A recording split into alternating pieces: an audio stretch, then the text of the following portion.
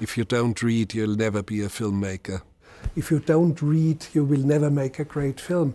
If you do not read, you will become a mediocre filmmaker at best, but you will never make a real good film. If you don't read, you'll never be a real good filmmaker. Why do you think that's so important? Because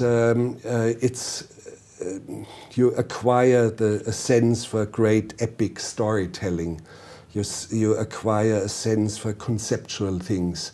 And when you look at young people who are only on Twitter or Facebook, they cannot articulate 3 coherent sentences anymore, and they are very weak when it comes to conceptual things. It's a spontaneous thing, and it's not the depth of real reading. And you don't need to read books about filmmaking, read poetry or read whatever, just read. And some of the great filmmakers like Francis Ford Coppola or Terrence Malick or Errol Morris in documentaries, they read all the time. That's some really great advice, and I'll probably take it on board myself. Yes, read.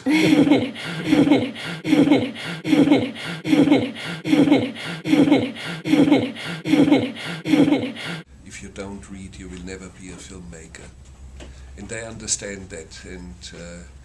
But the reading list is not reading books on film. I don't mean that. What I make mandatory is, for example, read Roman antiquity, Virgil, or read 1,000-year-old Icelandic poetry, read the Warren Commission report, read a specific short story by Hemingway, and things like this. But it could be extended anywhere. You do not become a filmmaker by reading these 5 mandatory books.